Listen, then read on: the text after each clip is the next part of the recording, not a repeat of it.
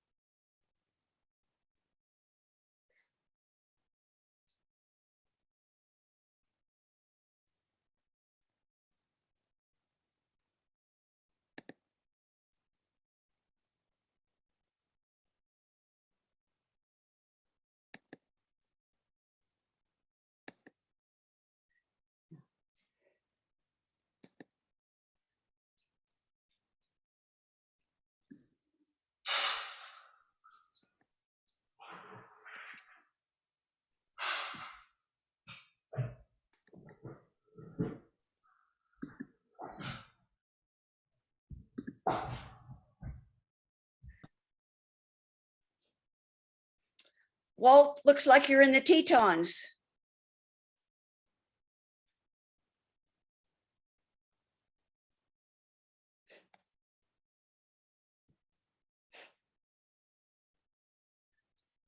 Anita.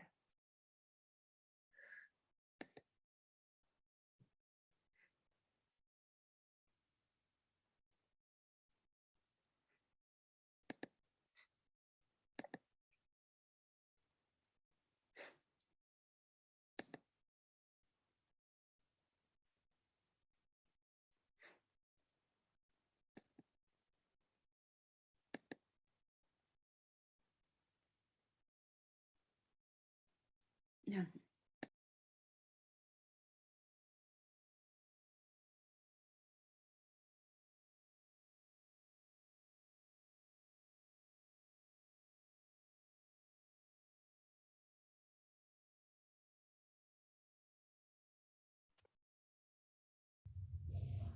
Hello.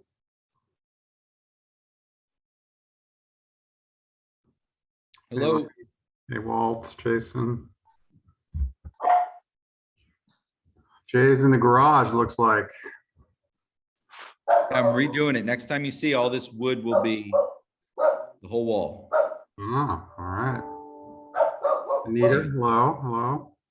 All right, it is 7:01 and we have, looks like we have a quorum. So let's get started.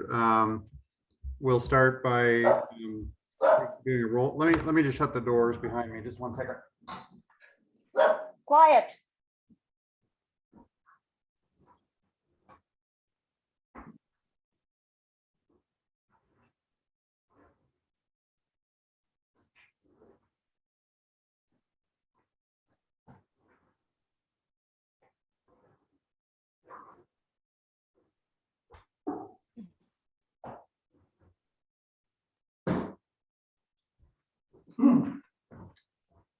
Okay, and we also have Ronnie. Great. Okay, so I'll just do the roll call quickly. Oh, and also Jay has kindly agreed to be the secretary for this evening, gathering the minutes. Rebecca is not going to be able to join us today. So let's see, roll call. So Lovey Taylor. Hi, here. Scott Elrod, I'm here. Walt. You're muted, Walt. Well, yeah, you're muted.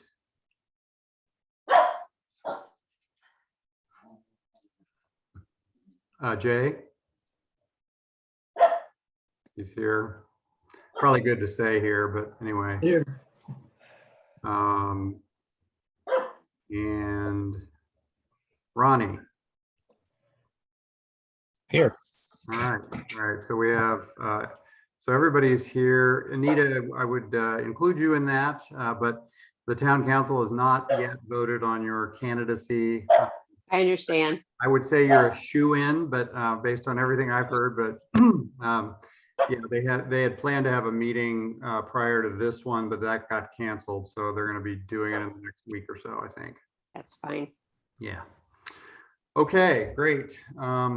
So let's get started. I guess the first order of business is to, let me just look at the agenda. Oral communications.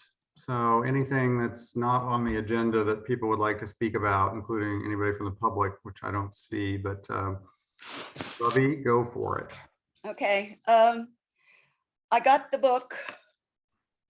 It's Fostering Sustainable Behavior. It's the book that Brandy recommended for community-based social marketing.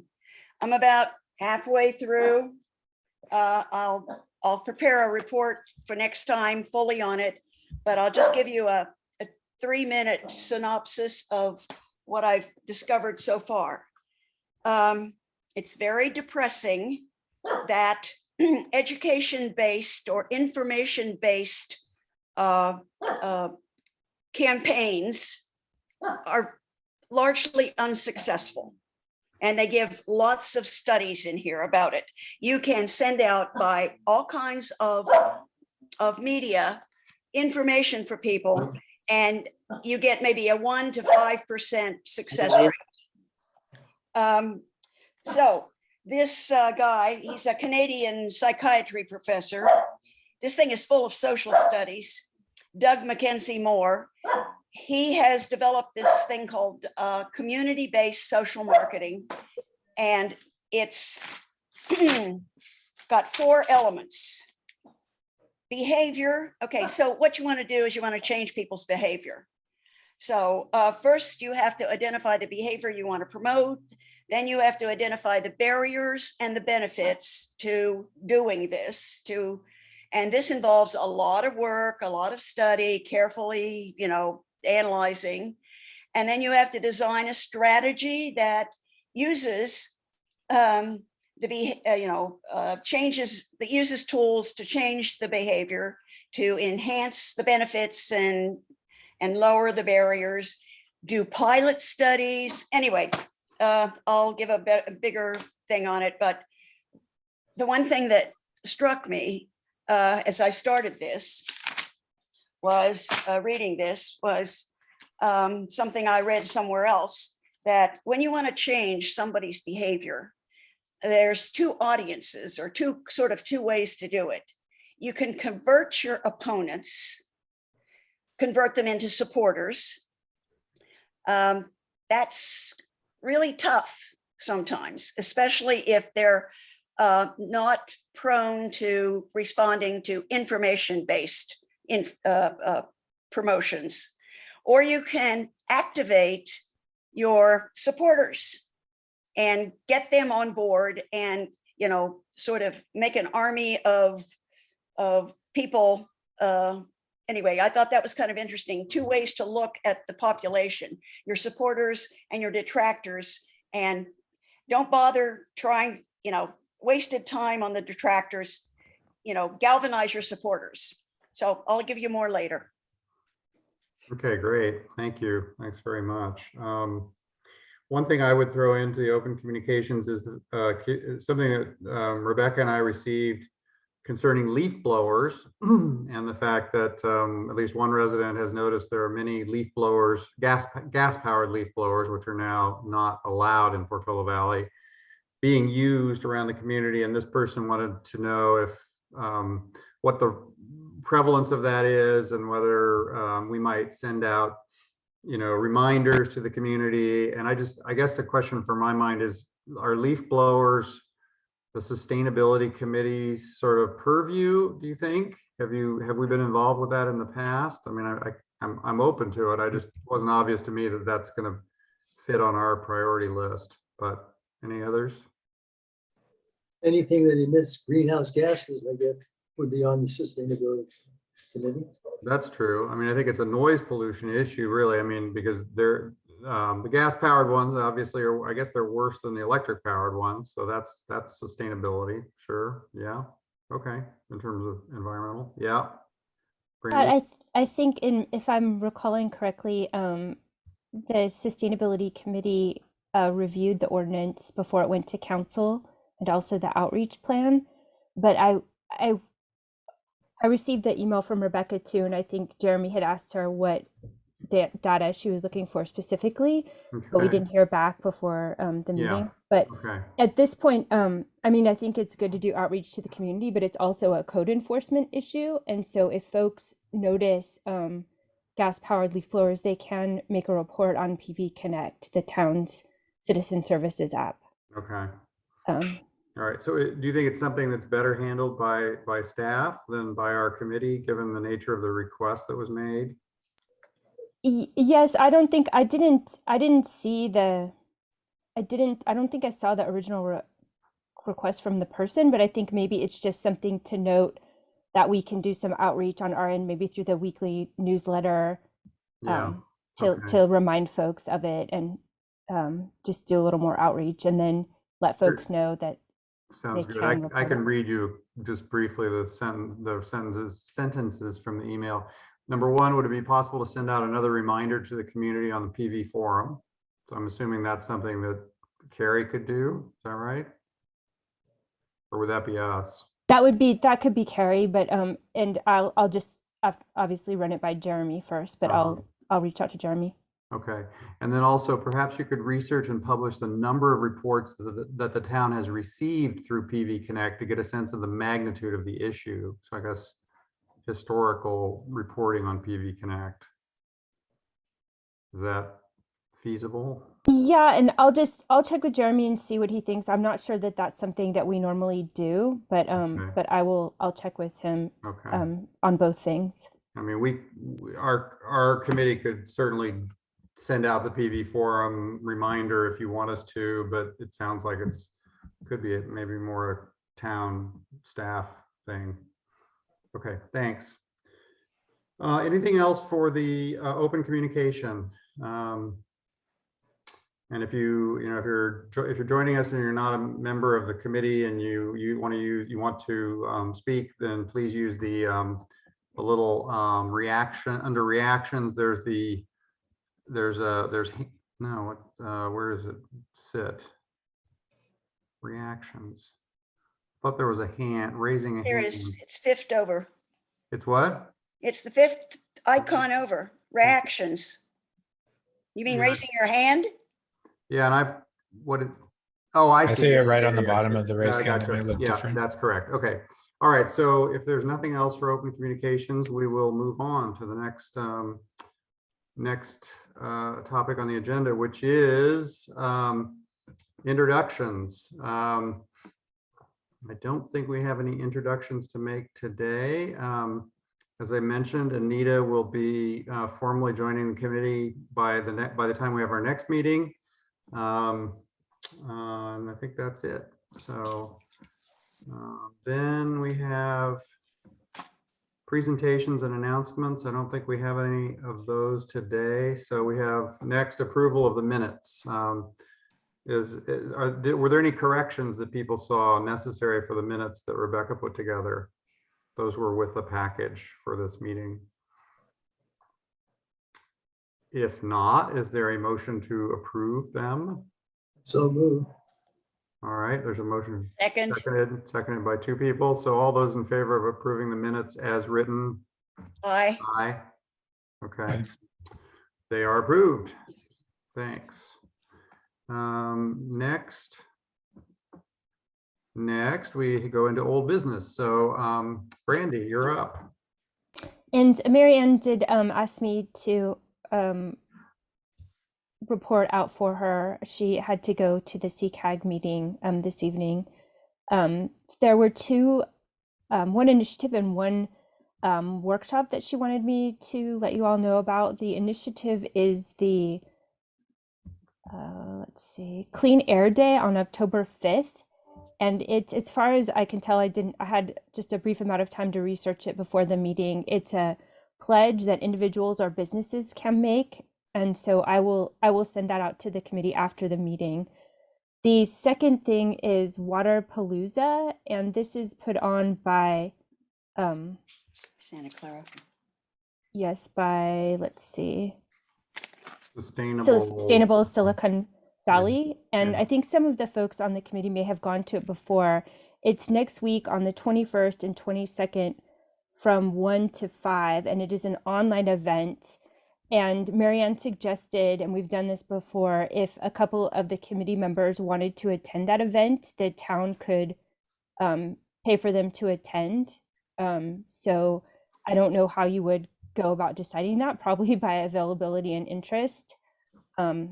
So I can send that out to the committee, and then maybe if you're interested in attending, email Scott and we can figure out how to register you for that event. And what they're saying it is a deep watershed dive into a variety of timely, compelling, and interrelated water issues, now in an online form. So Marianne wanted me to let you know about that as well. So sounds like a meeting, like a. Symposium. And It's it sounds like the 1 to 5 on the 21st and 1 to 5 on the 22nd are not repetitive, right? You basically, it's 2 days of content. Yes, like basically like an online conference or symposium, as Levy said. Oh, it's Um, online? It's online Oh. only. So And I could attend on the 21st. Anybody, I guess maybe people, could you send out the information and then people can decide if it's interesting enough to go? definitely. Yeah. What is the cost per person? I think for government, it's somewhere around $50 or $60. Oh, So it's a okay. nominal cost. Okay. But that's why we would register you, so that we register a committee member, Right. because so we would get the government entity pricing. Okay, maybe people could let me know by what, by this Friday? Is that reasonable? Tomorrow? Oh, sorry, how about, sorry, how about next? Okay, you're right, Levy. How about next Monday, 19th? Is that enough notice, Brandy, to register? Yes, and I'll try and send it out, during the meeting by email, Okay. along with some other stuff. We're not supposed to send out things during the meeting, right? Oh, right. Sorry. I'll That's send it okay. out after the meeting. After My the meeting. apologies. No, it's okay. Okay. And I did want to mention one other conference that happens annually. It's called, and just to build on what Levy was talking about, there's a Behavior and Energy and Climate Change Conference. The acronym is BECC. I've talked about this conference a lot. I think Yeah. I've been to it 6 or 8 times. It's in person this year, and it flip-flops back and forth between Washington, D.C. and Sacramento. Unfortunately, this year it's in DC, but they do have an opening day that you can attend virtually. So after the meeting, I'll send that out as well. Oh, But yeah. it's a more of an academic conference, but it's very interesting, especially what can be done with big data around behavioral programs to reduce water and energy use. Well, it sounds right in line with the book that Lovey is going to be reporting on. So yeah. Yes. Do you know if is it free for the opening day event or? It's not free. I don't know what the Okay. Did you say it's Oh, in DC? it's in DC. Yes, the virtual opening day only is $125, so not cheap, but it's a very worthwhile conference. That sounds like it could be a high impact thing for a few of us to go to, since we're really focusing on, behavior change as the main impact we can have. And, we've got our public service announcements, and Lovey is telling us that maybe they won't work. And so it makes sense to try to get as educated as possible. So great. Thank you. Yeah, agreed. Okay, so then on to my other updates here. One other thing, there's Peninsula Clean Energy, our community choice energy program has, I think I sent some of that out to you, Scott, but they have some rebate programs going on. So I'll include those links as well when I send out the email. And then we hear that they're going to be having some additional rebates that have been approved by their board coming in October that will have to do with, I think, electrifying hot water heaters. So that's pretty exciting. So moving on to the Green Building Ordinance update. We will be, again, just a reminder, we will be taking that to the council at the October 12th meeting for a first reading. And in talking with the town attorney and the building official, as well as some of our the experts on REACH codes, we are planning to implement that or integrate the Green Building Ordinance amendment into the building code as part of the Cal Green portion of the code rather than in the energy code or as a standalone ordinance as it has been. So that's a change from what we've done, but green building ordinances have evolved a lot over the last 10, 15 years. And now that the state has the Cal Green Code within the building code, that it's been determined that that's the most appropriate place. So that will go on the 12th. The climate action plan. So we have kind of exciting news on that. So I mentioned at the last meeting, we had our greenhouse gas emissions inventory data from 2005 through 2019. The consultant that's provided by the county that we've been working with, they've taken our emissions inventories and put it into the RICAP's forecasting tool and the menu of measures. And Hala, our intern, and I will be meeting with them the week after next to review that information. And then we will be reaching out to the subcommittee of this committee, Jason and Scott, to look over all of that information and determine next steps, as well as an outreach plan to the community. So Great. that's really exciting. It's taken a while to get those inventories, but it's it's actually pretty impressive how much our emissions have reduced with Peninsula Clean Energy. Cool.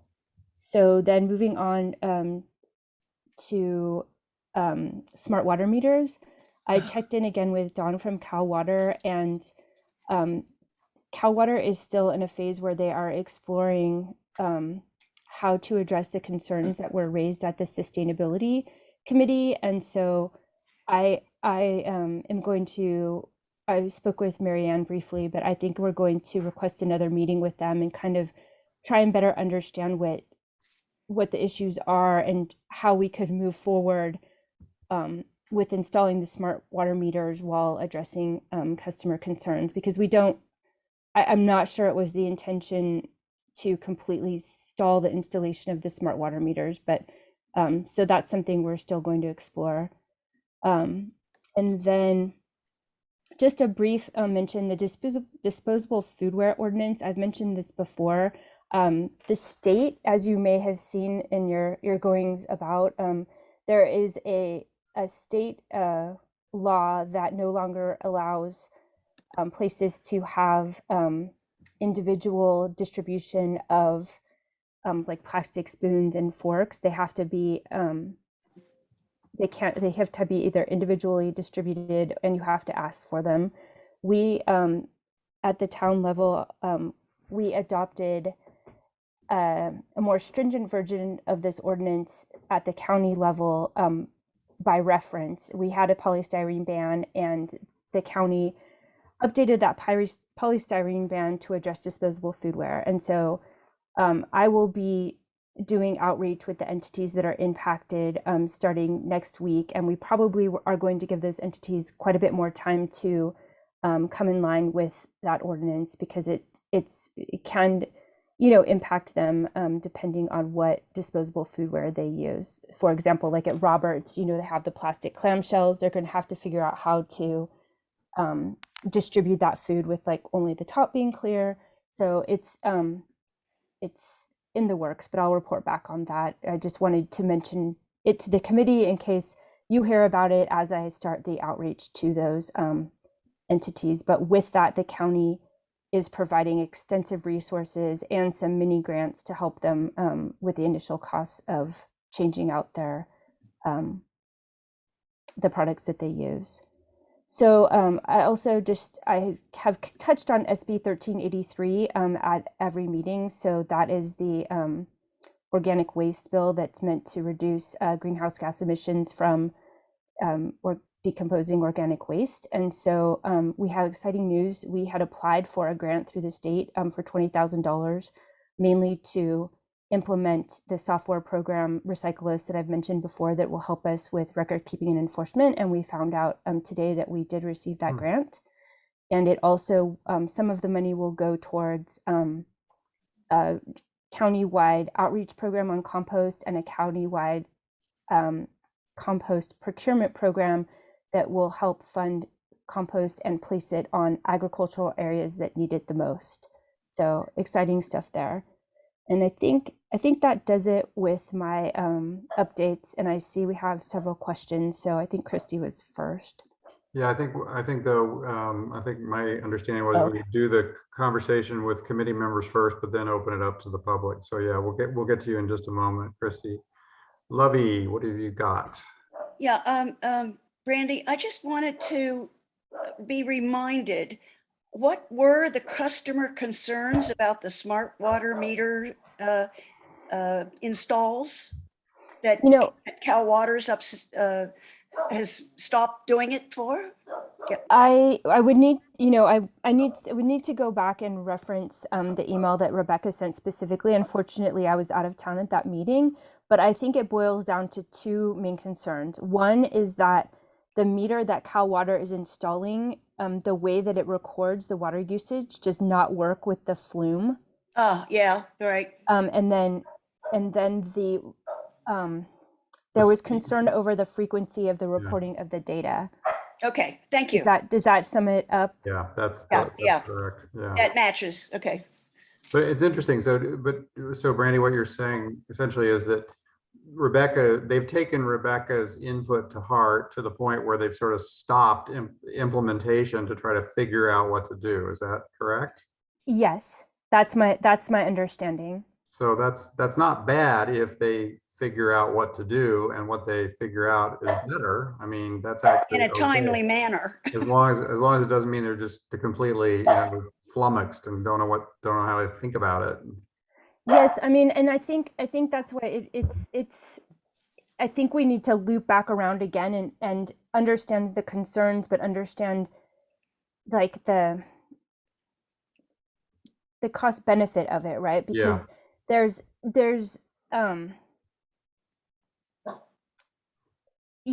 what we understand from Cal Water is that the type of water, the smart water meter that works with the flume doesn't necessarily have the longevity that the water meter does that doesn't work with it. And so, Cal Water, when they make a capital improvement like this, they are required by the CPUC to lay it all out to make sure that it's going to be cost effective, that the ratepayers aren't impacted more than they need to be. Then I think we also need to look at what percentage of the residents do we think are going to engage with the flume? Yeah. And is that, does the ability to add the flume onto that smart water meter outweigh us getting them installed, especially now that we're in a drought? So I think it's just something that's going to further discussion. Now the frequency, I think hopefully they can fix that, because we know that, I think we know that the equipment is capable of that. So I would like to loop back around and understand the cost benefit, and then have us help Cal Water make a decision going forward. If we even have that, if the committee had the power to stop the project, hopefully we have the power to influence getting it back on track. So, and I've worked so hard on this for so long to see it stalled at this point, especially in a drought, and have people, it's tough. So. But you're going to take the lead though in pulling together, talking to Cal Water, talking to Rebecca, seeing what needs to be done to get it going again. Yes. Okay. Yes. Okay. I will. Sounds good. Okay, Christy, we'll open it up to you, and would ask that any comments from folks not a committee member from the public be limited to 3 minutes. So go for it, Christy. Oh, I just have a question. Thank you. Please. About the green code. The green codes that are being presented, can you describe, I'm sorry, I'm at an airport, so I'm a little distracted right now. Can you describe the state guidelines versus the green code guidelines that Portola Valley will be suggesting, and where we've exceeded the state guidelines? I want to be real clear on what that is. Thank you. Christy, do you mind muting yourself again? I'm sorry, I have a terrible time with things. So I'm not able to, the Cal Green section of the building code is a state mandated code. And so all of the provisions within the Cal Green section that are there, you're required to follow when you're building a new home. There are tiers within Cal Green that can be adopted by a municipality. The town is not proposing to adopt those tiers. So I don't know off the top of my head what all the provisions are within Cal Green, but I can tell you where the town is proposing to exceed Cal Green. And that's primarily going to all electric construction, requiring that a building be EV ready. So that's basically plug and play. So the electrical infrastructure panel, all of that has to be there. So you can basically buy an EV charging station and just plug it in. There are some solar thermal ready measures that are rolling over from our existing green building ordinance. And then there are 2 other provisions that are also rolling over, which are gray water readiness. And if you want to install more than 500 square feet of turf, then you have to either, depending on how much you want, you have to offset it with gray water or rainwater capture. So those are the main provisions. Oh, and I'm sorry. And then in addition, there's one more. There's preparing existing buildings for future electrification. And so if you do work on your panel, you need to pre-wire for a water heater. There's some other nuances within that, but it's all in the staff report from the August 12th council meeting. I think we'll have to go on with that. I mean, I think Brandy tried to answer the question, Christy, and I think we're gonna have to move on at that So point. how will that be communicated to the town in detail rather than digging into an agenda or any minutes? How will that be detailed clearly? There'll be, once it's adopted by the council, there'll be an outreach program. But I think ahead of adopted by the council, how do we get it out so people know what's coming? Because we had some issues with the deck, surfaces, and that just went through, and then people are confused, and I'm just trying to eliminate those communications, or very, very clear communications before it's actually an ordinance or resolution, or that's what I'm asking. How do we do it before it's implemented?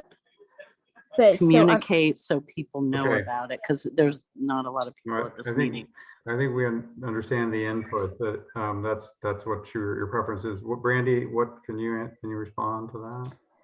I'm not sure if so I might need clarification, but basically the whole goal of taking it in October is so that there's 2.5 months to communicate to the impacted projects and applicants and the community at large what the changes will be. But the changes to the Cal Green will impact new construction, and then there's a little bit of provisions with existing buildings. And so at the request of the planning director, we took all of these things as soon as we could, as soon as we had the building code to be amended, to take it to council to help them understand. And the things that are being proposed proposed amendments to Cal Green, we've been discussing with the council since 2019 or 20, most of them. So it's something that, a lot of work has been done on. It's been very present. It's included in the newsletters that go out after the council meeting. So that's what I would say. Okay, we're gonna have to move on. So the next topic on the agenda is the picnic final preparations.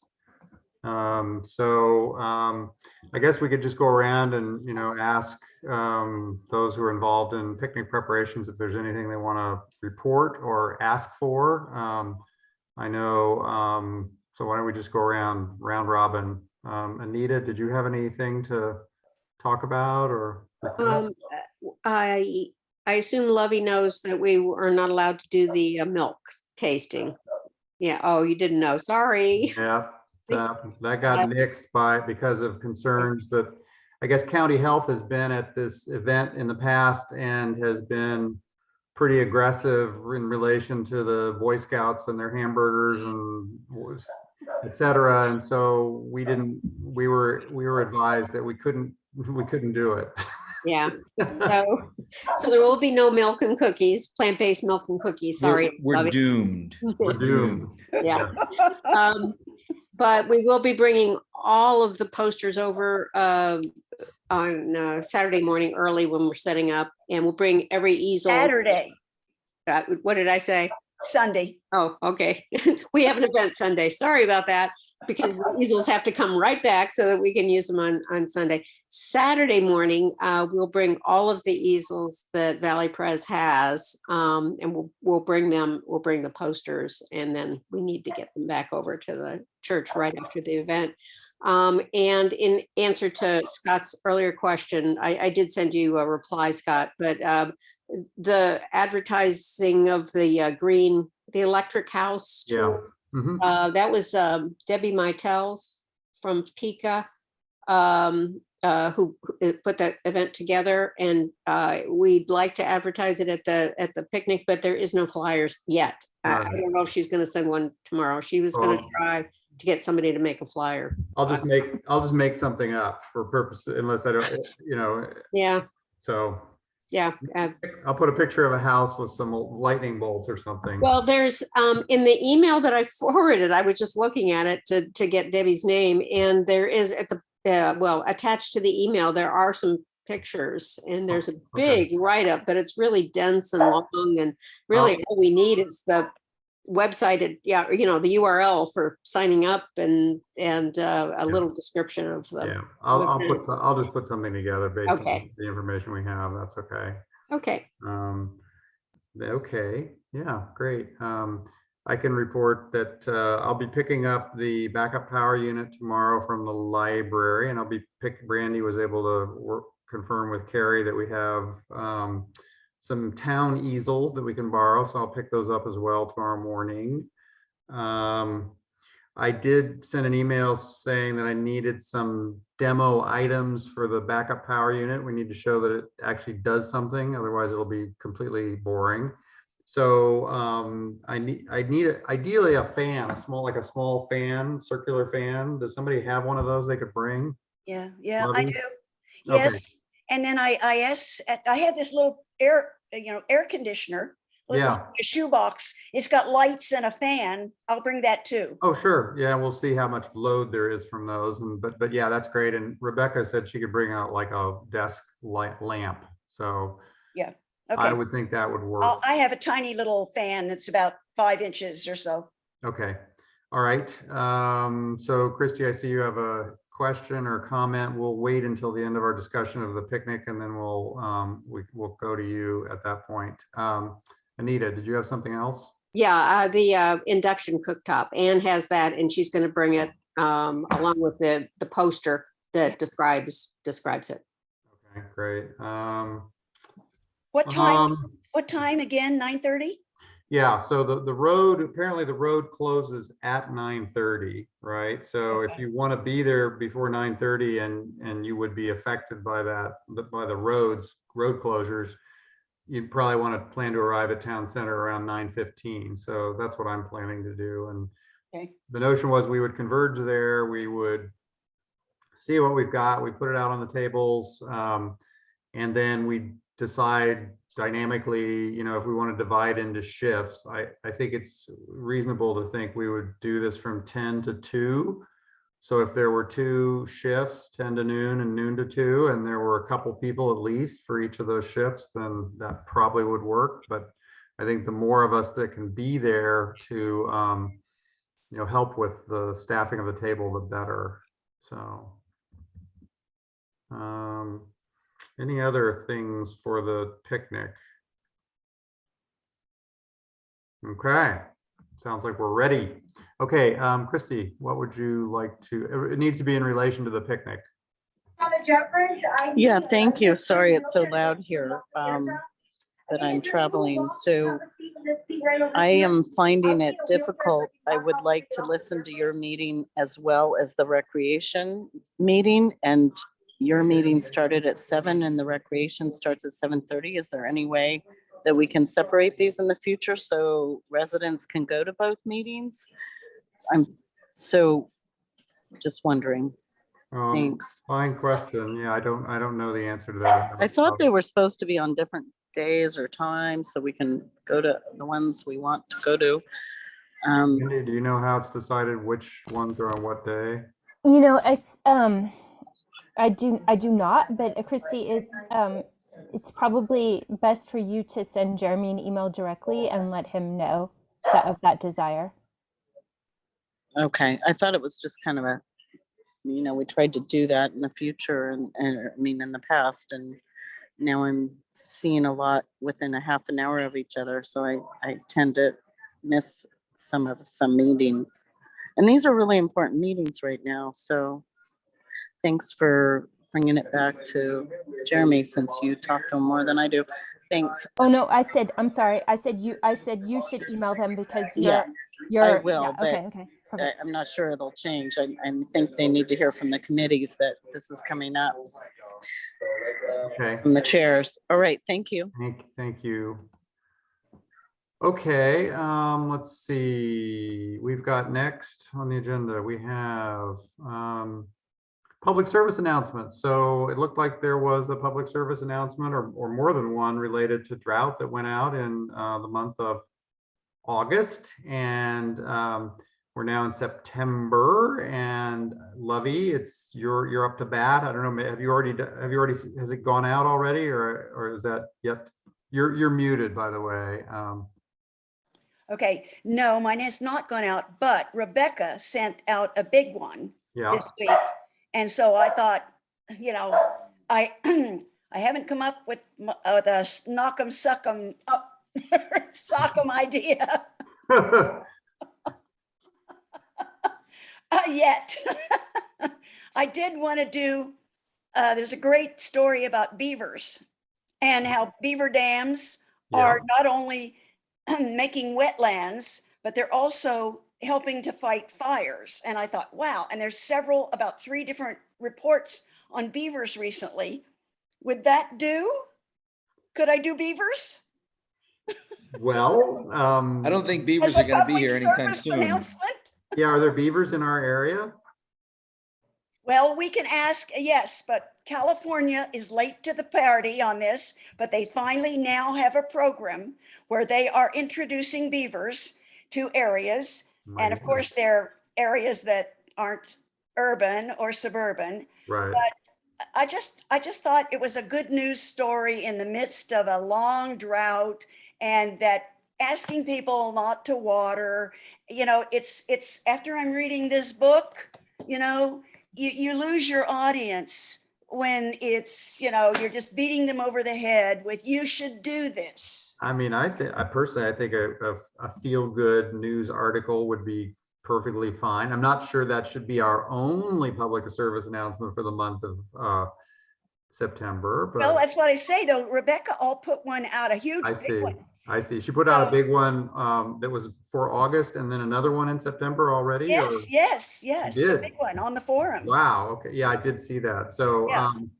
well, okay, then maybe we've covered August and September, and you can do the I can do the good news beaver good news story. beaver story. Yes, maybe. Because, I mean, there is a picture that'll blow your mind away when you see this fire in Idaho that decimated acres, thousands of acres, and there down from the mountainsides in the valley, green as could be, was this gorgeous green valley where they had they had dropped by parachute beavers into, and they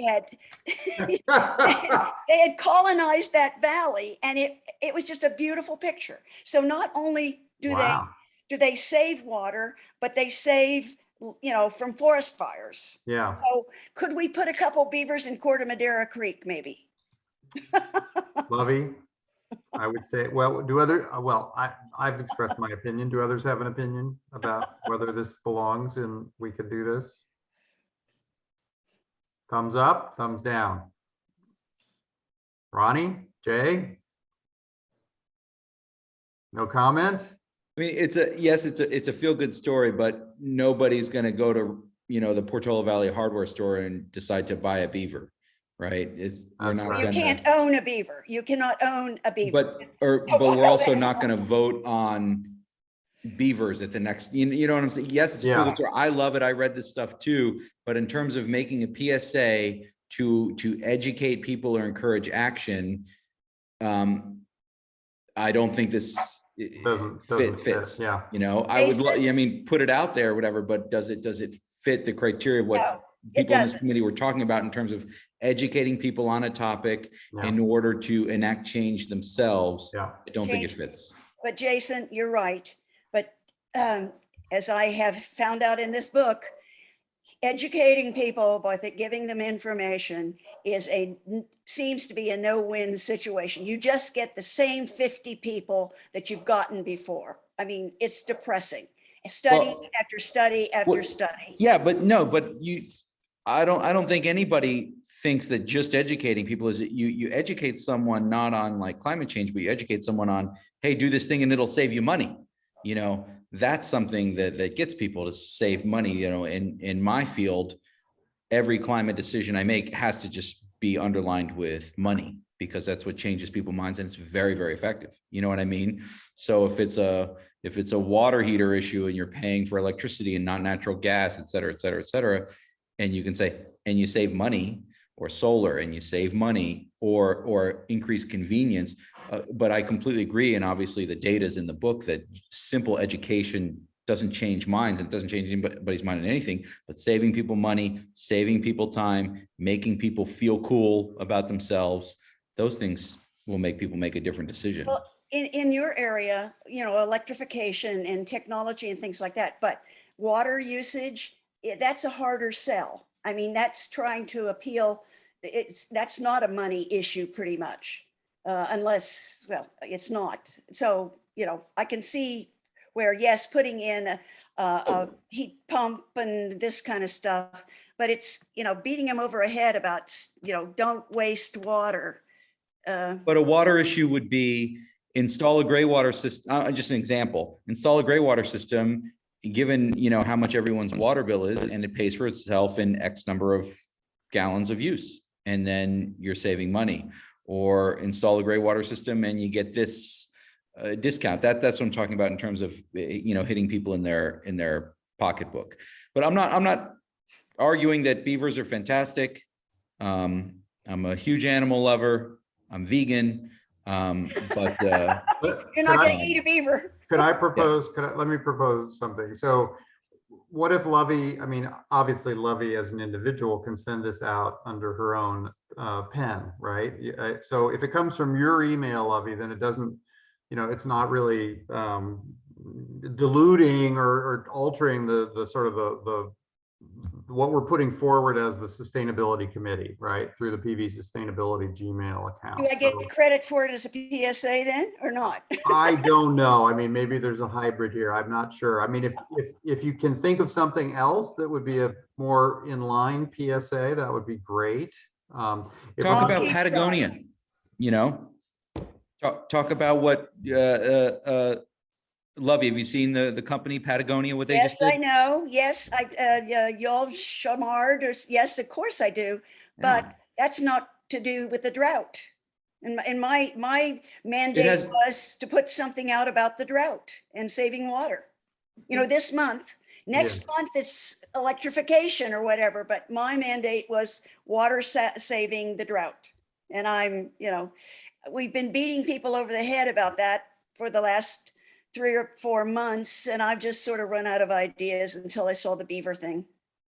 And Well, I thought, wow. I think if there were really strong, substantive ones that went out in August and September, which there were, Rebecca put those together and they were incredibly detailed, then that's good. And maybe, our intent was to have one such thing each month. And so if you don't have another one that fits in that category and you want to send out the beaver story I would do that under from your email though, as an As individual. a private citizen. As a Okay. private citizen, yes. And I think that's good. That's fine. So Anita has her hand up. So Anita, we need to move on, but let's, It's real quick. I just Yeah. want to add a vote for Greywater information because Ted and I Okay. were watching something on TV about some guy who was installing Greywater systems, and I think it's up in Sonoma County.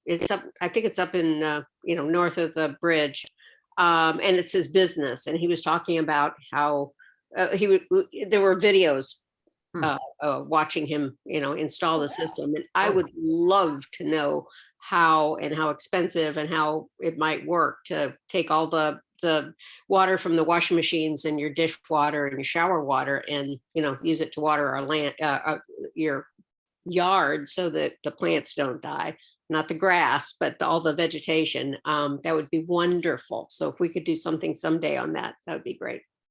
Why don't you send that to me, Anita? I'm not sure where I will look for it. I will Okay. look for it. I can't remember where I just saw it yesterday. Okay. Okay. There's probably a lot of stuff like that where it's not really about changing someone's mind, but just, educating, right? I mean, I'd like to know about the gray water, or like other things like that as well.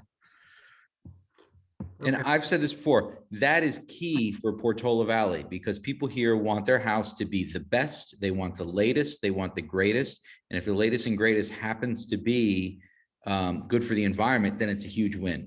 And then they're going to want to get it, there's data now on the idea of how many miles, a new Rivian has 135 kilowatt hour battery pack, and there's data on how many miles you really need to drive that thing and where your electricity needs to come from for it to actually start to become better than a internal combustion engine vehicle. And if you don't get your electricity from all the clean sources that we do here, then it's a very, very long time, and it may be longer than the life of the car.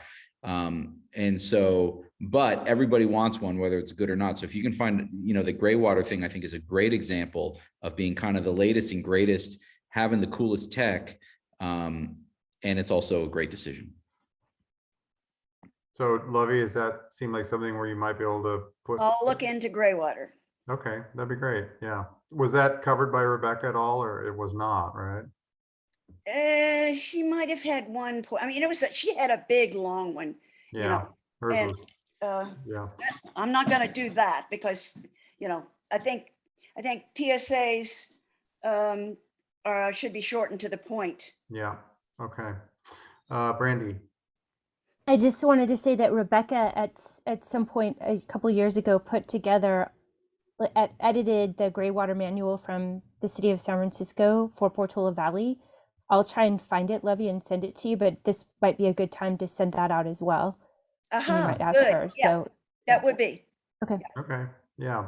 Okay. Thank you, guys. Those sound like good ideas. Okay. All right, great. Let's move on. Let's go to Wheelo. I know you haven't been able to close all, get closure on it, but do you want to give us a sort of an interim update, Lovey, about how that's going? Yes, I do.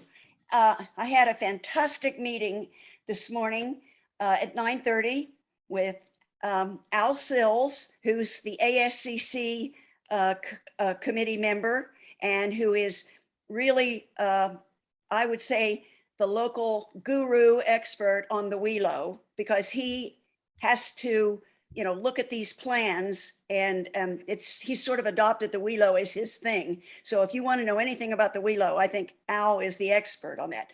Al was there, Laura Russell, the planning director, was there, and Dylan, help me here, Brandy, Dylan Parker. Dylan Parker, who's also in the planning department, an aide, was there, and Brandy was there, and I was there. The five of us had a great 1 hour meeting, I thought. And the bottom line is that Wheelo does not have to be updated or upgraded by the state. I mean, the state has not said it's time to redo the Wheelo.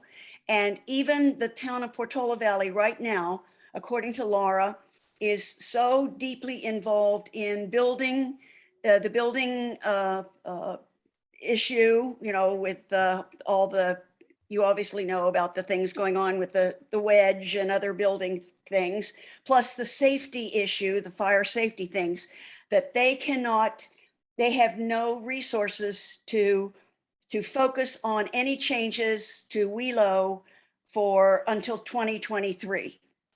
But that said, she encouraged us to, as a sustainability committee, to investigate, to identify areas that we think need looking at, maybe changes, maybe upgrades, maybe ways that the problem, this started primarily because Al Sill was concerned that in the landscaping plans and the irrigation plans, there's all kinds of calculations that must be done, and the numbers have to fit for what's called your MAWA, which is your maximum allowable water allowance, or anyway, that people were gaming the system. And by people, I mean landscape architects who have to fill out these forms. And that the forms are complicated, very complicated. So it's the kind of thing that we're going to need to look at. We're going to need to decide how involved we want to be. There were suggestions that we concern ourselves, that we coalesce with perhaps the Conservation Committee and the Fire Safety Committee, with the Sustainability Committee, and so that we can kind of work together and help the people.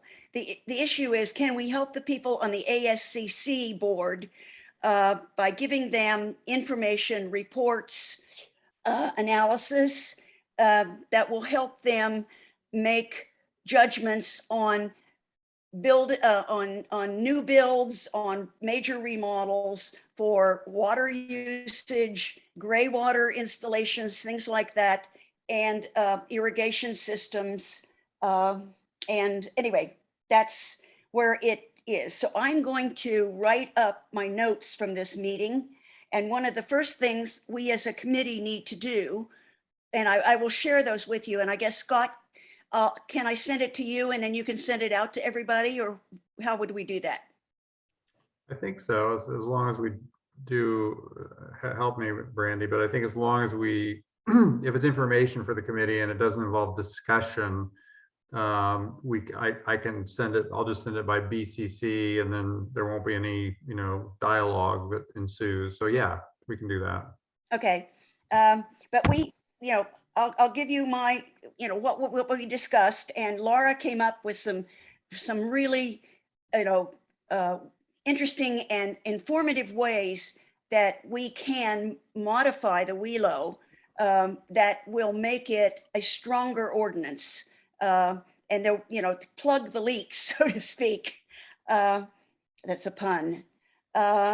Anyway, it sounds like if there is something to do, it would be done by us, maybe in combination with some of the other committees, and it would be background work that would support the town staff working on it in 2023, but not now. Is that? yes, exactly correct? right. Exactly Okay. right. Yes. Okay. And we just have to decide how deeply involved we want to be and what areas we want to cover. So you have to sort of understand the WELO, and it is complicated. Yeah, it sounds to me like it's sufficiently detailed and complex that there needs to be somebody on our committee, whether Lovey, it's you or Rebecca or somebody else, that is really passionate about digging into those details, because we as a committee only meet once a month for an hour and a half, and this is going to be a lot more work than that. So well, I've already committed pretty much a lot of time to this, and I've looked at plans, and I still need a lot more info. I need to talk to an irrigation specialist about the stuff that what they're planning. It's almost like an architecture. It is like an architectural drawing, but it's irrigation things. I mean, so it can get technical in that way. and I'm willing to commit myself to that. But, you know, I think first off, we have to decide just how deeply we're going to go into this and, you know, how much we are going to commit to it. But I think it's an area, I mean, I was really impressed with Laura Russell and she's on board with it. I think, don't you think, Grandy, that she was on board with this happening? Yes, yes. I think as Livy mentioned, the planning department is busy with the housing element and the safety element right now, but Laura outlined a very strategic plan that the committee could work towards in getting ready for when the planning department has the bandwidth to address this in the middle of next year. Okay. And I think it would give our committee visibility in water issues that, you know, are real, strong things, not, you know, not that have substance, especially in new builds. I mean, don't put in a mega swimming pool, you know, or is it right to put in things like that nowadays? I mean, I think there's serious questions that we could ask and could be examined. Okay, so you're gonna write up a summary of the meeting, send it out to us, and then we can. I'll send it to you. You send Okay. it to me and I'll send it to everyone else. Yeah. Anita, you got a comment? I was hoping to get this by context, but it didn't happen. WELO, I don't know what it means. Oh, yeah. Oh, water efficient landscape ordinance. No All one's ever gotten WELO by context. You can't do it. Okay, I mean, there's a lot so of acronyms in this, you know, EWA, MAWA, you know, whatever. all right, next on our agenda, the committee involvement with induction cooktops. So it seems like there are a lot of cooks in the kitchen, actually, when it comes to induction cooktops. So I guess, you know, we have been involved with the backup power unit and, you know, helping facilitate the library having a loaner. But and I guess the question is there anything people see us doing with induction cooktops, or is that already being handled by the I've sort of Actera, is that right? There's that. There's the church itself, which is loaning them. Is that true, Anita? Yes, Valley Pres has one. That's the one that Ann's going to bring, and it's loanable. And that, Lovey, have you had it yet, or are you Yeah, getting? oh yeah, yeah, I had it. You're Yeah, right. it's great. It's a 2-burner. It went back to Ann. She's bringing it, and it can be loaned out. PG&E has that program that we That's sent. the other one. Yeah, PG&E. Yeah. So there are multiple programs. And Save Beats has one. Sorry. So maybe, I mean, it's possible that there are enough programs doing the loaning, and that when we get to the, you know, climate change, greenhouse gas topics or public service announcements, one of those could be about the induction cooktop and all the places you can go to get a loaner. Is that, as opposed to us, you getting involved in having another loaner that's through the library or anything like that. I'm not sure that's really needed. Scott, am I mistaken? I thought that what Judy was outlining was partnering with Actera to bring it here. I don't know if they have any close by. And I thought that's what you all were going to vote on if you wanted to support that. Levy, do you remember? That was my recollection that. I don't remember that. Okay. You know, I just don't remember. Judy's not here tonight. Yeah. I see. And okay. Do you want me to send, I can go back and look at the minutes, but do you want me to send Judy an email to clarify and CC you just to see? That would be good. Yeah. Okay. Yeah, I guess we lost the thread of what it was we might do. So, but let me ask this, does the fact that PG&E also loans them, does that eliminate I'm about to answer my own question, but you know, people might not want to go to PG&E, and having it at the library might be a good thing. So I think with the backup battery there, and then you add this, then the library, there can be this whole kind of Yeah. station at the library where Go-to people place. can, you know, ultimately in a few years, people can go and kind of learn everything they need to learn and get all these loaners Get a and Tesla for the week. right, you know? Yeah. But you know, when somebody's returning their battery and they say, oh, what's that? Well, it's, you know, whatever. All right. But I agree. also agree with your thought that doing anything with PG&E is discouraging. Yeah. Okay. All right. So, but there is a loaner, but it's through the church, and there's only one instance of that. And maybe that's not quite broad enough for all of Portola. I would get another one for the town So- to loan out. So, okay, so maybe Brandy, maybe we're agreeing that, yes, we want to help the town / library acquire one as a loaner. And so what does that involve? Is that partnering with Actera? Or, I mean, we could also just buy one, right? I mean, we don't have to. They're not that expensive. We don't They're have not to. expensive. Yeah. So, Yeah, maybe it's reaching out to the library and just asking if they're willing to do the same, like use the same model they did with the backup power. I'm sure they will, and it's a question of who buys it. And, you know, if our committee, maybe, I mean, we have budget that we could use for that, right? And Yep. I think there might have been a line item for another demo type unit. So maybe we are agreeing that we should buy it and just do a copy repeat with the way we handled the backup power unit with the library. Is that true? That sounds great. Right. Do any of them come with any materials that tell you about the cookware, or is it not? Is it that overcomplicating it? Like what kind of cookware you need to use, or You need a magnet. okay. I think You you know. need magnetic, you know, something that has a magnetic coefficient, right? Yeah, you just need a little bar magnet to check your cookware to see if it works. Well, that But I could be mean, included. maybe with we it, ought yeah. to, I mean, certainly the loaner unit could have such a magnet in it so that you could test your own, but maybe a few pots and pans that are qualified so that, you know, you get to really play with it, right? You're not going to get it home and find that nothing works. Yeah, I have an idea. Okay, here we go. Raise hand. Okay. It took me a while. Okay, the library used to have a tea time at 3 or 4 o'clock in the afternoon, 2 or 3 o'clock, and they'd serve hot tea. So maybe they could use the cooktop to make the hot tea for the tea time if they ever institute that again. Okay.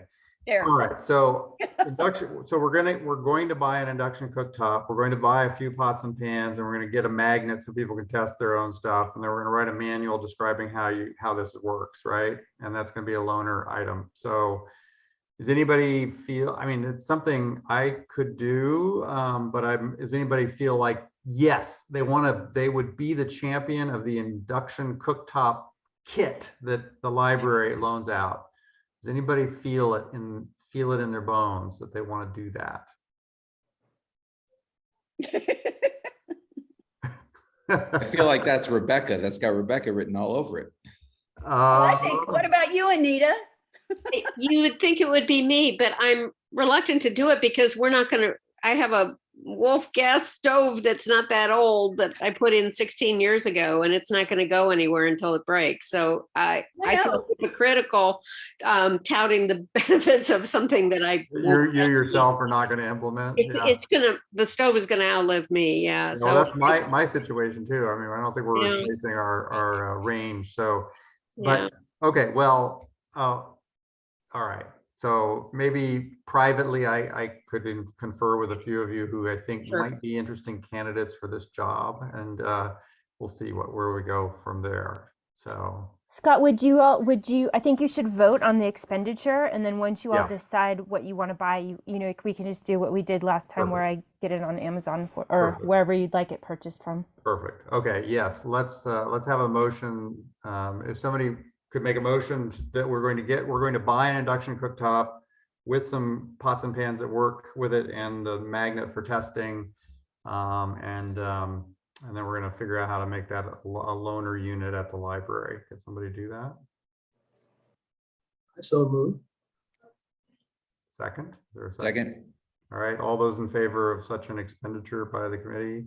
I, Aye. Okay, cool. All right, great. All right, we're gonna do it. All right, action. All right, next on the list is, oh yeah, okay, committee involvement with the En-ROADS climate simulation tool. So you all, I think everybody, I think Walt, you missed it maybe last time, but Steve Levin showed a very interesting simulation model that I guess was developed by the MIT Sloan School, which allows one to dynamically play with variables related to, you know, the energy system and see what the impact will be on the climate in 50 years and 100 years. It seemed really interesting. He's doing trainings or, you know, experiences with groups of people. I thought it was interesting for you to hear about it.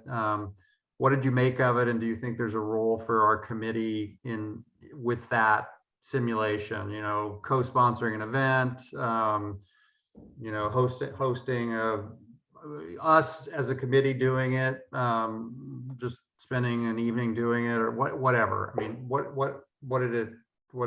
how'd you react to it?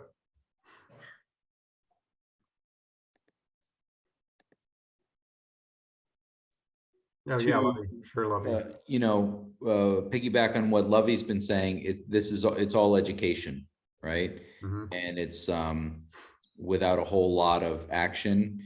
And yeah, I would just say that. So it's hard to have like a complete event that just says we're screwed, enjoy the pizza, you know. And there didn't appear to be a lot of action in there or options for people to take ownership.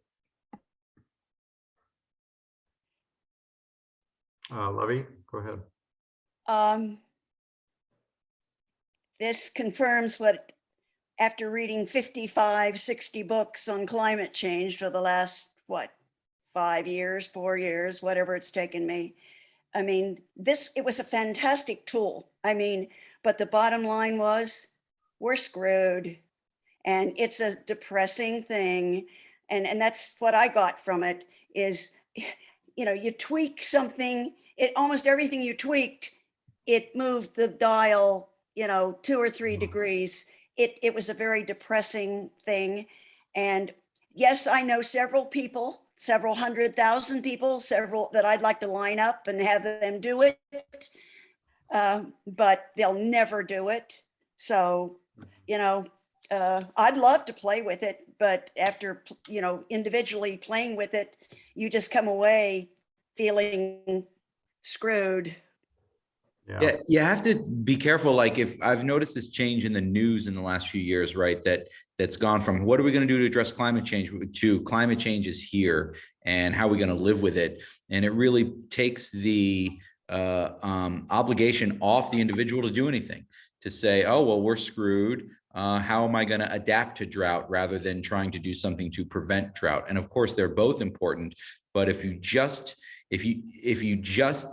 to be quite frank, if you educate people very honestly that we're very unlikely to address things to the level we need to address them, then I think a lot of people, if a critical mind looks at this tool, they'll say, ooh, nothing I do is going to make that much of a difference anyway. I'm not going to bother. And I think you can overeducate people to the point of inaction, especially a smart group of people who know how to interpret this.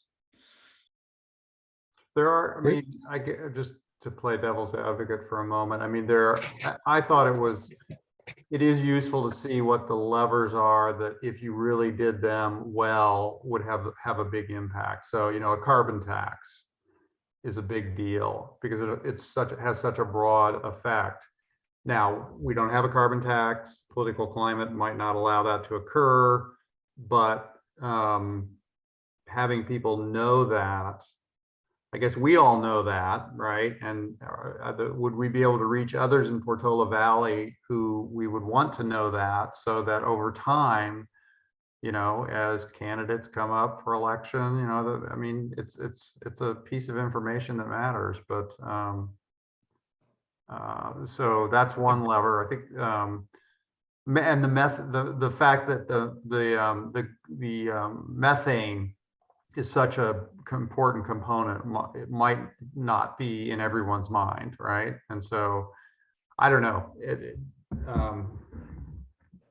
We saw a very, abbreviated version of that presentation, I think, and I don't know. I thought that he would have covered like what it really would take to start to turn things around. And just personally, I'm someone that would want to like understand and have that information. I don't know. It's not for everyone, but I think there's probably a group of people that would be interested in seeing it.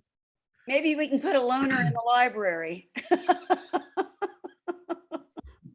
Do we, is it, okay, so I mean, he's doing it, right? He's finding people who want to do it. We could, and he's advertised it on PV Forum. So, I mean, the question. He's already doing a, he's doing a whole series of these with interested people from the community. So the only thing for our committee to do would be to say, yeah, I mean, if we really believe in it, and this is a high leverage thing that people ought to pay attention to, we would use our name and advertising power, whatever that is, to try to get more people to do it. And I don't hear a resounding, I don't hear us saying that that's something we should do. I mean, I think more in general, more education is better than less, and just getting more climate information out there is better than less. And I mean, but what about this particular thing? And would we want to co-sponsor an event, for example, or is that for those who are interested, for example? What would that mean exactly? What would it mean? Well, it would mean, so I guess I'm thinking about it. Well, co-sponsoring event really doesn't amount to much, right? Because he's having these events and he's advertising on PV Forum. So we would just, we would just say that, it's being promoted by the Sustainability Committee. I guess having a committee meeting devoted to it would be another possibility. So we committee members would want to do it, and we would then let the public join. And I don't know. Yeah, Brandy. Sorry, my mouse was away from the mute button. If it was in person, and I don't think at this point he's suggesting doing that, but if at some point he suggested it in person, sponsoring it would mean that he would use he could use the community hall space for free and use the resources from the committee to set things up. So I just wanted to mention that virtually it's like it would be advertised through the town, and that would be what you would be doing. But if it was in person, it gets a little bit more involved and complex. Okay. Well, I don't, does anybody feel the committee should do something in relation to what he's up to, that simulation model? I think one other real quick argument is that it's just another thing to remind people that this committee exists and they can participate on it, and that we're trying to do something. So it's a way to get that. Mm-hmm. Yeah, it feels very fitting to me. I guess I still don't know exactly what it is that we could or should do, but I guess I'm generally supportive of the idea of it. I mean, I don't know, Ronnie, you and Jay, would you want to sort of offline think about it and think about what our committee could or should do and come back with a suggestion? I mean, I don't know what it is. I mean, why not just have him? I mean, do we need to pay him? No. Okay. So then why not just have him, we set up a Zoom, we talk to Brandy set up a Zoom on whatever night that's separate from this meeting, and then just put it on the forum, say, hey, we're going to do this thing, everybody come. So it's just a special meeting of the town sustainability committee to use and let people participate in using this tool. That's what it is? What do you think, Ronnie? Yeah, you mentioned that he was already doing these, and I just looked up his email that he sent out. I see one that he sent out in July to PB Forum. Mhm. But I guess I'm just wondering, like, is he already doing that, and is it just redundant, or he is already doing that. I guess the advertising power of the sustainability committee doing it could some people might not pay attention to his personal email. So I think Then- it'd be cool if a couple people Yeah. went through the whole thing so we knew what it, I'd be curious. I remember like in early days, like today's my 14th anniversary with the town. About 2 months in, I think we had Amory Lovins come, mm, and I'm not sure if it was Amory Lovins or someone else, but people left visibly dejected mm, 14 years ago with just being, getting the message of doom and gloom with no action, no Mm. way to channel that wow. doom and gloom afterwards. And I mean, that was when we still were talking about just reducing greenhouse gas emissions. We weren't even talking about mitigating climate change at that point. So I think it'd be worth at least having, before the committee endorsed it, having a couple committee members go through the whole thing and seeing how they do a sanity Yeah, check afterwards. that makes sense. Okay. So, all right. So there's, do any of you feel you'd want to attend one of his events and advise us on whether the net benefit is of endorsing it by having a meeting where we let him do that. Is worth it. I probably would. I'm not seeing him being advertised at, so I don't know what you were referring to. Well, I think the email that you saw in July is the one I'm referring to, right? Oh, okay. Where he said he's planning a couple, and let him know if he'd like to participate. And so I don't know what he's doing now, whether he's continued them in August and September or not.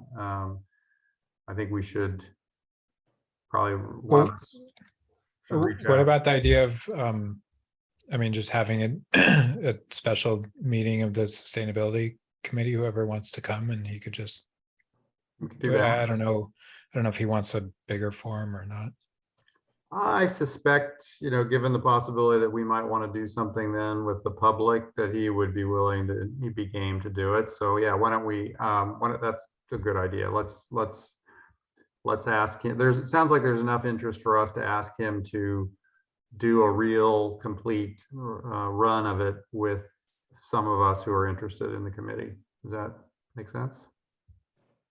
And Randy, if 4 of us are interested and we want to do that with Steve, can we or can we not do that? Or does this have to be a subcommittee that's below a quorum? You can do it. It's just you just have to have a special meeting. So say it's a special meeting and have them do it, and then the public can attend if they want. And that would be okay if the Yeah. public came, right? So, Yeah. okay. All right, so but it'll primarily be, we're not advertising it to the public as a public meeting. We're not going to that step, but it will be announced and anybody who finds out about it can come. So I'll talk to him and figure out a way to do that. I would say just for now, we could just bill it as, we're interested in hearing it to, get the information and education, not necessarily that we're trying to. Yeah. Having the real experience of running the model in one of those meetings. Okay, sounds good. Okay, does Ronnie, do you or Jay want to be the one to engage Steve and sort of set that up? I mean, it doesn't need to be me. Who did you ask? Any of you, does anybody feel like they would be willing and interested to engage Steve and work towards setting that up as a meeting just for our committee, plus public who wants to join us? Yes, no? No, You're already in touch with them, I think, so. Okay. Unless you want to pass it off. No, I'll do it. I'll do it. That's fine. Okay. All right. And finally, the last item between us and adjournment is a vice chair. So Stefan is no longer a member of the committee. He was the vice chair. I guess we need to have a vice chair. And so generally these roles fall on those who are willing to receive them. And so is anybody willing to be the vice chair? And then if they are, we can nominate you formally in this meeting and then we can vote. So I guess I open it up for nominations. I nominate Jason. Jason, are you interested, willing to be the vice chair? I don't think so right now. Okay. All right. Thank you though, Walt. Walt, do you want to try another nomination?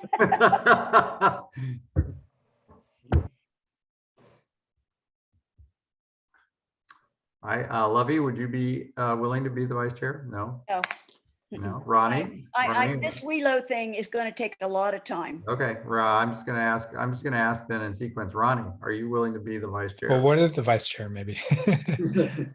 Really, it's basically doing what I do to facilitate the meeting in those cases where I'm not here, and those are probably pretty rare, once a year maybe. I don't really think, Brandy, does it involve anything else? Not really.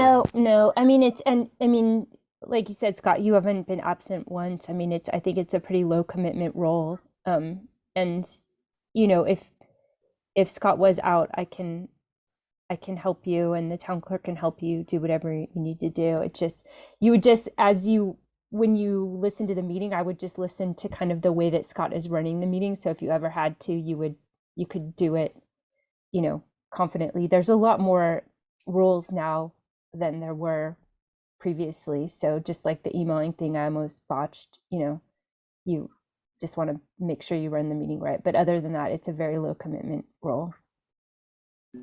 So Can we nominate Rebecca since she's not here? She's the secretary. Yes. She's already got a role. But Ronnie, I mean, think about the ROI of this position. I mean, the prestige is high, and the actual action required is really low. So the ratio of those two is quite compelling, I would think. You want to think about it? Okay. Okay. Well, we do need. I think Brandy, we need a vice chair. Is that true? I think so. I mean, because I guess I just don't know. All right, I don't know who'd run the meeting. I'll accept the nomination from Walt. I've thought about it. Awesome. All right. Seeing this pang of jealousy, I saw Ronnie as the vice chair. I thought, I can't let him attain What's that guy level doing of as glory. vice That's chair? supposed to be me. All right. Fair enough. All right. Ronnie, if you want it. No. Now we're going to have to vote on two of them. Well, no, yeah. I mean, we need to make sure we have accepted all nominations. And are there any other nominations? Let's do that. Self nominations are allowed. Are there any other nominations? All right. All those in favor of Jay being the new vice chair? Aye. Aye. Opposed? All right, it is done. Thank you very much, Jay. Appreciate that. He should thank Ronnie. Yeah. Okay, is there a motion to adjourn? I do. All right.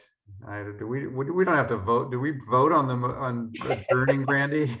I don't think so. I mean, I'm sure everyone's in favor. If you. Everybody in favor of adjourning. Okay. Great. Thanks, everybody. Take care. Thanks, guys. All right. See you at the picnic, hopefully. Bye-bye. Hey, Brandy, Yes. Oh, I almost left the meeting. Yes. what do I do with the minutes? Oh, You, send them to me if you would, and then I send them to Melissa at the same time I send the agenda for the next meeting, so that, and I need to sort of bundle them together. So just send them to me. That will Okay, work. I really just used the agenda that you sent me, thank you, and Yeah. just fill that Sure. in. That's perfect. That's perfect. Okay. It'll be fine. Yeah, that's great. Okay, job. thank Yeah, you, thanks guys. for doing that. Of So you course. were the secretary tonight and now you're the vice chair. This Yeah. is really, yeah, that's. And I'm redoing my garage. no, you okay. look like you're in a prepper bunker right now or something. No, it's gonna look at this is my battery section. Oh, here wow. Nice. Oh, with the yeah. panel. Oh, wait, what is that? Yeah. It's a span? Okay, That's a cool. span, yeah. Uh-huh. This is the smart panel. This is the, these are all, Nice. these brackets were the old shelving in the garage, these brackets here, and then I Oh, milled cool. them and made them into new brackets and stuff. And Oh, cool. Nice. Yeah, That's super cool. yeah. you'll see next time it'll be cooler. All right, guys. Thank All right, you. Good night. Good night. See ya. Bye.